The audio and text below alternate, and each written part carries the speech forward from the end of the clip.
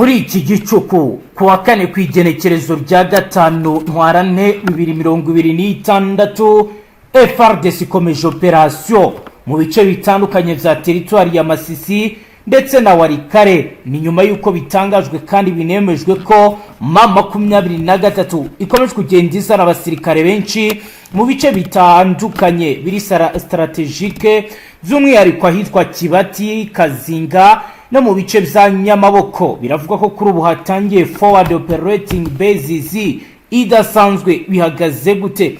Turaza kureba shock and dislocation, turebe itandukanye biri kugenda bikorwa bijyanye n'imirwano mu isura nshya kandi mu bundi buryo. Turareba rero ibijyanye na military intelligence report yamaze gutangwa muri GD igaragaza gahunda zikomeye za M23 nyuma y'ijambo rikomeye ryavuzwe na Sultan Emmanuel Makenga. M23 gutegura imirwano ikomeye. Hagati aho leta zunze ubumwe za Amerika zasabye Kinshasa na Fardc guhagarika intambara ndetse bakavuga ko bagomba kubikora nk'amahitamo ndetse mu buryo bugomba guhita bwihuta. Bihagaze gute? Tugiye kureba ibijyanye na systeme M23 iri gukoresha Fardc ivuga ko ari uburyo bwa hit and run tactics bitewe n'uko abasirikare M23 ifite kuri axe muri Nord Kivu badahagije.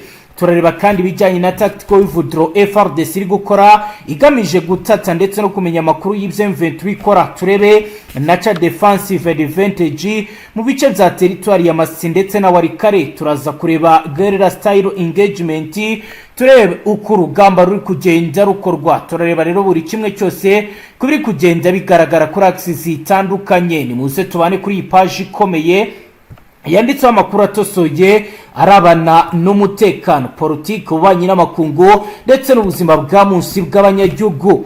Muri iki gicuku cyo kuwa kane ku igenekerezo rya gatanu kwezi kwa gatatu 2026 ingabo za Repubulika Iharanira Demokarasi ya Kongo zatangije igikorwa cya gisirikare cyagutse large scale offensive operation ikigamije kwisubiza ibice by'ingenzi byafashwe n'umutwe wa AFC M23 muri territoire ya Masisi ndetse na Warikare, aha ni mu ntara ya Kivu y'Amajyaruguru. Iki ni igikorwa kiri gukorwa mu rwego rwa counter offensive strategy, aho ubuyobozi bukuru bwa Fardc bwashyize imbere gahunda yo gusubiza ku murongo imipaka y'ibice byari byigaruriwe n'umwanzi no gusenya imbaraga ze mu buryo bwa tactique ndetse na logistique.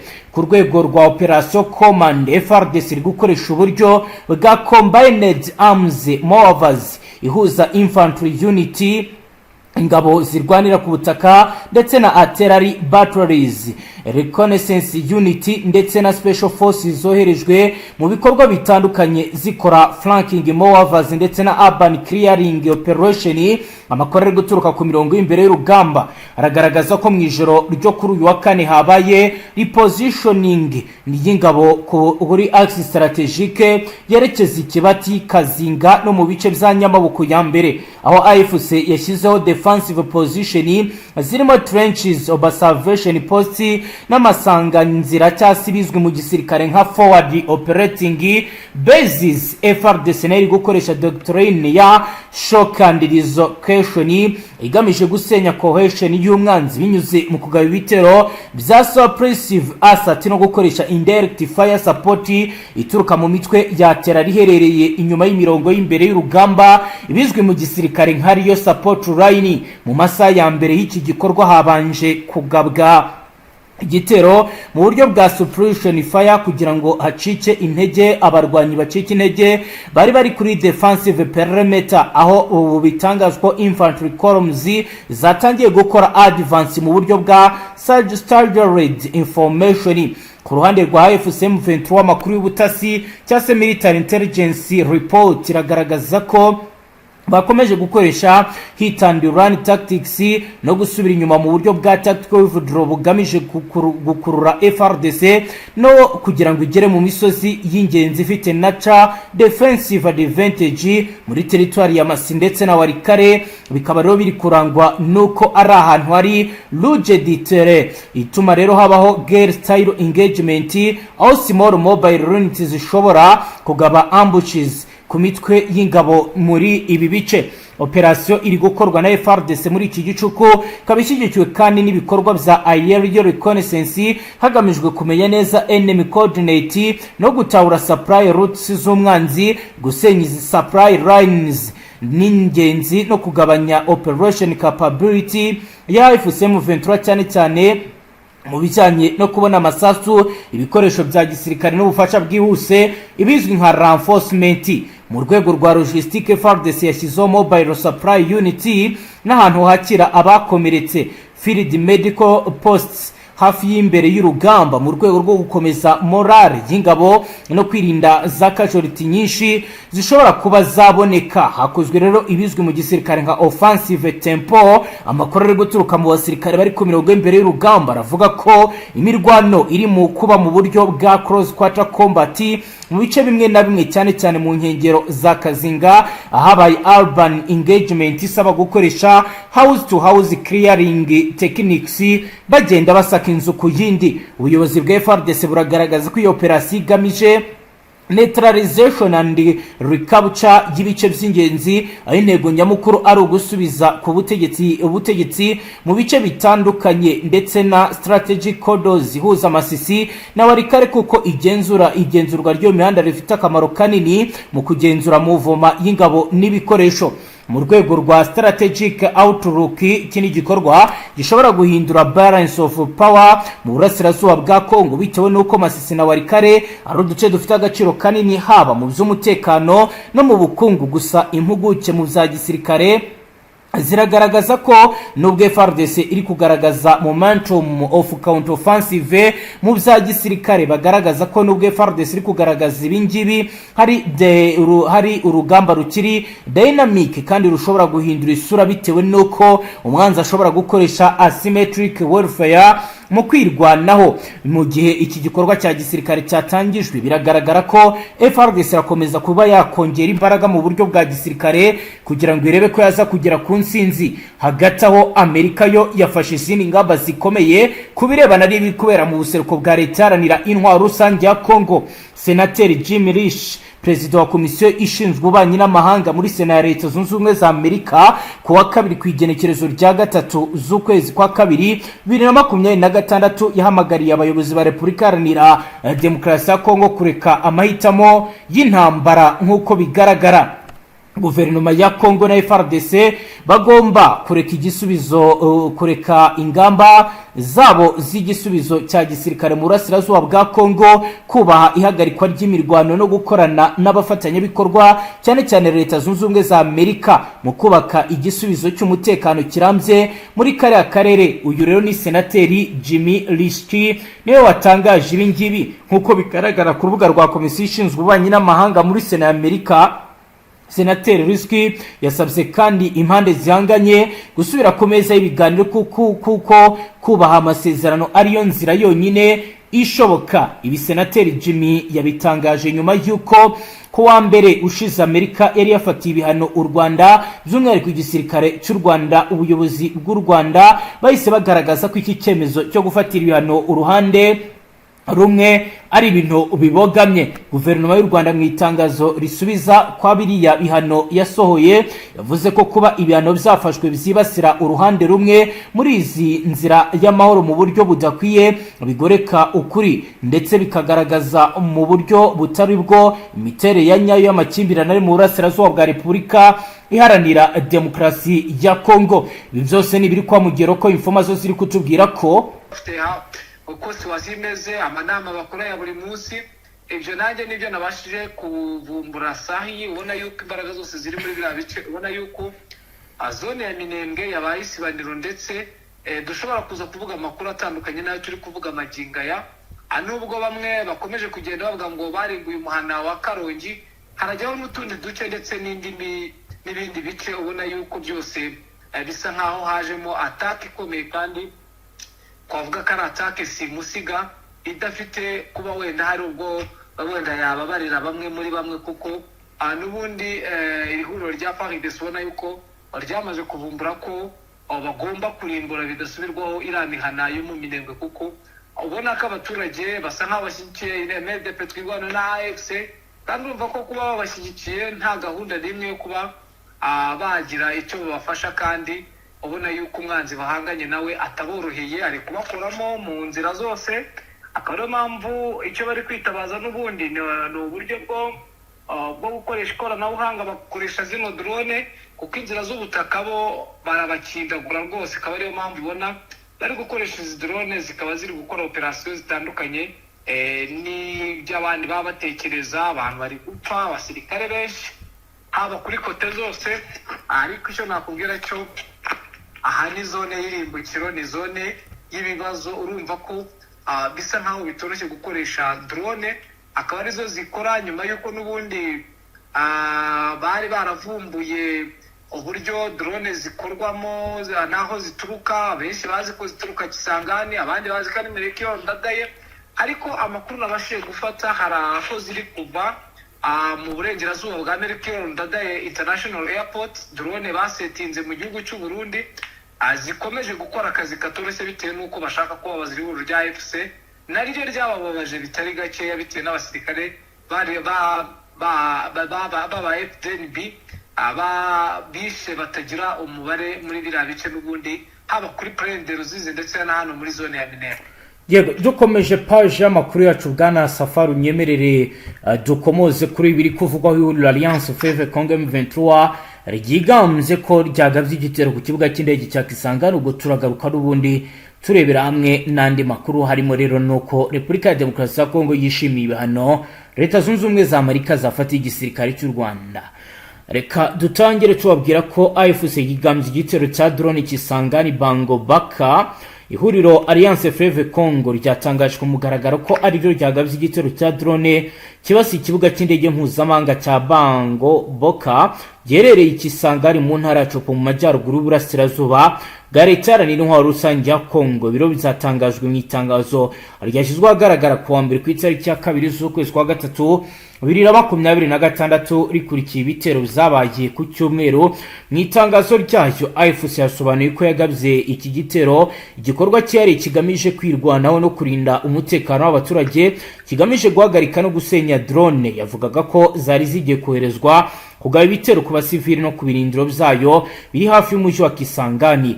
Uyu mutwe wagaragaje ko iki gikorwa kiri mu rwego rwo kwirwanaho no kurengera abaturage b'inzirakarengane, ushumangira ko tari igikorwa cyo guhungabanya umutekano ahubwo ko ari cy'ubwirinzi.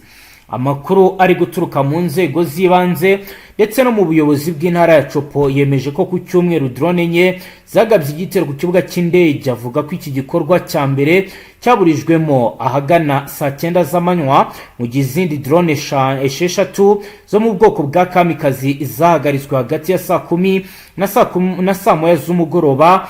AFC yashimangiye ko gusenya izi drone za leta zari mu rwego rwo kwirwanaho kuko zashoboraga kugirira n'aba baturage n'ibice igenzura, bityo ku gikorwa cyo kuzisenya kikaba rero ari cyo cyo gukumira ibyago byari byugarije abasivili. Nubwo leta ya Kinshasa itaremera ku mugaragaro ko hari ibyangiritse, amakuru ari guturuka ahizewe aravuga ko hangiritse bimwe mu bikoresho byari ku kibuga cy'indege birimo drone zari zihari, gusa kugeza ubu nta muntu uratangazwa yaba yarasize ubuzima muri ibi bikorwa. Hari andi makuru twakiriye avuga ko hari ibikorwa by'umunara ugenzura indege cya tour de contrôle byangiritse bikomeye. AFC ivuga ko intego yayo ari ukurinda abaturage no kwirwanaho itagamije kwibasira ibikorwa bya gisivile. AFC yongeye gushimangira ko igikorwa cyayo cyari igikorwa cyo kurengera umutekano w'abaturage mu rwego rwo gukumira ibitero byashoboraga kubagiraho ingaruka. Abaturage batuye hafi y'ikibuga cy'indege bagize impungenge z'umutekano, bamwe bahitamo kwimuka by'agateganyo mu rwego rwo kwirinda ibyago byashoboraga guterwa n'ibisasu. AFC ivuga ko impamvu y'icyo gikorwa cyo kwirwanaho ari ukurinda abo baturage kugira ngo bataba ibitambo by'intambara y'ikoranabuhanga iri gukaza umurego. Guverineri w'intara ya Copo yashinje AFC kuba inyuma y'ibi bitero, mu gihe AFC M23 ashimangiye ko ari igikorwa cyayo cyo kwirwanaho no kurinda abaturage n'ibicigenzura. So bwa mbere iki kibuga cy'indege kibasiwe n'ibi bitero za drone, kuko mu mpera z'ukwezi kwa mbere kwa 2026 AFC yari yongeye kwigamba igitero nk'ibi kuri iki kibuga, isobanura ko cyari mu rwego rwo kwirwana no gukumira ibitero byari byateguwe ku baturage ku itariki ya 31 z'ukwezi kwa mbere n'ukwezi kwa kabiri 2026. Ubuyobozi bwa Copo bwashingiye umutwe kugerageza kwibasira iki kibuga mbere y'uko ingabo za leta zitangaza ko zagaruye ituze. Ibitero by'indege zitagira abapilote bikomeje kugaragaza ko ikoranabuhanga rya gisirikare cyane cyane rikoreshwa na rya drone riri gufata indi ntera mu ntambara ibera mu burasirazuba bwa Kongo, by'umwihariko mu ntara ya Kivu y'Amajyaruguru ndetse n'intara ya Copo, aho ku itariki ya 24 z'ukwezi kwa kabiri 2026 mu gace ka Masisi mu ntara ya Kivu y'Amajyaruguru, leta ya Kinshasa yagabye ibitero bya drone mu bice bigenzurwa na AFC. Amakuru yaturukaga muri ibyo bice yavugaga ko hari ibikorwa bya gisivili byangiritse ndetse n'abaturage bagizweho ingaruka. Hari kandi amakuru avuga ko hari bisasu byagabwe hifashishijwe drone zaturutse Kisangani ni Bujumbura mu Burundi bikerekeza mu mihana ituwe n'abanyamurenge mu Mirembwe. AFC iravuga ko ibi ari bimwe mu byatumye ifata icyemezo cyo kwirwana no gusenya drone zikorera Kisangani mu rwego rwo kurengera abaturage.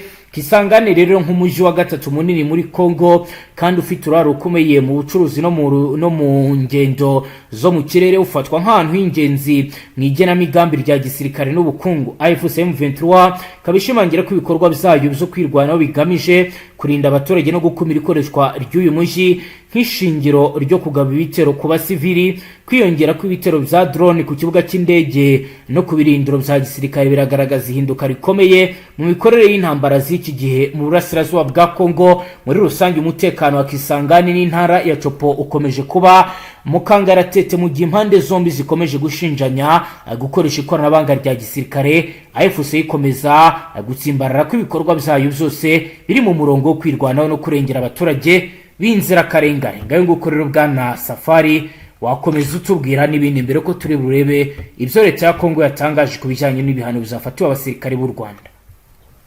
Yes, nibyo ariko hari amakuru akomeye cyane aturuka muri Nord Kivu, aho babivuga ko n'ubundi kuba horo rya FDC rikomeze kwavasa urugamba, Fardc nayo hari igikorwa yakoze kubera uburangare bw'ihoro rya FDC mu duce twarazamuye bari bamaze iminsi bakorerayo urugamba, kuko byari iminsi ibiri bari basaga n'abaravuye muri bino bice. Akaba ari uduce magingaya dusa naho turi gukontorora urwanya ihuriro rya Fardc, ubona yuko ibintu byongereye imbaraga kandi ubona ko AFC ishaka gukora akazi katoroshye ko kuba abagaba ibitero simusiga ndetse bakaba banafata ibice by'ingenzi muri biriya bice. Urabona yuko imirwano yongeye kugura isura kandi ikomeye bitewe n'uko Frdc ikomeje gusa nkaho ituza ishaka kumenya amakuru yimbitse ndetse igasa nkaho ikura AFC mu bice, abasirikare bose bakaza ndetse bo bagaturuka inyuma nk'uko byagiye bigaragara. Niwo mugambi ihuriro rya Frdc bafite, kuko barashaka ko bya Warikare, akaba ari nayo mpamvu ubona Warikare bakomeje kugenda babigarurira, bamaze kugera ku bice byinshi bigiye bitandukanye by'ino teritwari ya Warikare, bigaragaza ko Fardc bashaka bo kuzahita baturuka inyuma bitewe n'uko nta basirikare baba bahagije bafite. Abasigara kuri point de observation basa n'aho nta mbaraga baba bafite, bagahita noneho babaturuka inyuma kurwana nabo bigasa nk'aho biborohera. Akaba ariyo tactique iri gukorwa muri Nord Kivu. Nuko situation ihagaze saa ngiyi, nizo update zihari muri aya masaha hagize igihinduka twaza kubamenyesha bwana munyamakuru. Mu yandi makuru reka tuje kuri ibi biri gutangazwaho rero guverinoma ya Repubulika Iharanira Demokarasi ya Kongo yatangaje ko yakiriye neza icyemezo cya Leta Zunze Ubumwe za Amerika cyo gufatira ibihano abasirikare bakuru bo mu Rwanda binyujije mu rwego rushinzwe kugenzura imitungo n'ibihano mpuzamahanga mu rwego rwa Minisiteri y'Imari ya Amerika cyangwa se Office of Foreign Assets Control of ACOM. Mu itangazo ryashyizwe ahagaragara na Minisitiri w'itumanaho n'itangazamakuru wa Congo kuri uyu wa mbere, guverinoma ya Kinshasa yagaragaje ko ibihano ari ikimenyetso gikomeye cy'iyubahirizwa ry'ubusugire n'ubwigenge bw'igihugu, banashimangira ko bigomba kujyana n'ishyirwa mu bikorwa ry'imyanzuro yafatiwe mu masezerano azwi nka Accord de Washington. Fardc rero yagaragaje ko ituze rirambye mu burasirazuba bw'iki gihugu no mu karere k'ibiyaga bigari rizagerwaho binyuze mu guhagarika inkunga iyo ari yo yose ihabwa imitwe yitwaje intwaro, kubahiriza ubusugire n'ubwigenge bw'igihugu no gukurikiza amahame y'amategeko mpuzamahanga. Guverinoma ya Kinshasa yibukije ko hakenewe ubudaheranwa mu guhuza ibikorwa bya diplomasi n'ibikorwa bigaragara ku butaka mu rwego rwo kwirinda icyo hagati y'amasezerano ashyirwa mu bikorwa n'ibishobora kunyuranya nayo. Mu gihe ibihano zatangajwe, hakomeje inzira y'ibiganiro biyobowe n'abahuza mpuzamahanga barimo Leta Zunze Ubumwe za Amerika, Qatar, Angola, hagamijwe kugarura amahoro mu burasirazuba bwa leta iharanira intwaro rusange ya Kongo. Bwana Safari, tugana ku musozo, niba hari indi ngingo wenda tutibutse kukubaza wayitubwira maze tugasoza. Ruzizi ubona yuko yahinduye isura kandi ubona yuko aba Fdnb na Fardc bamaze kwitegura, ubona yuko isaha ku isaha hari icyavumbuka kubera yuko maginga ya ihuriro rya AFC urabona ko rishaka kwerekeza mu mujyi wa Uvira, kuko yagose umujyi wa Uvira, bigaragaza imbaraga ndetse no kuba gahunda yo AFC ishobora kuba yakwigarura uno mujyi. Maginga ya nuko situation ihagaze sahingi niko byifashe. Yego Safari, reka tugushimire cyane, dusoreze ngaha. Yego namwe reka tubashimire, namwe banywanyi mudateba kubana natwe ngaha kuri Mbonesha kuri mwe rugende bashyikiriza makuru atosuye barabana n'umutekano, politike, ububanyi n'amakungu ndetse n'ubuzima bwa munsi bw'abanyagihugu. Turabashimiye, dusoreje ngaha. Dukurikiye bwa mbere ufite sabone, ntuzongere guca ukundi n'amakuru ndetse n'ibindi biganiro tubashyikiriza ngaha. Hasta la vista.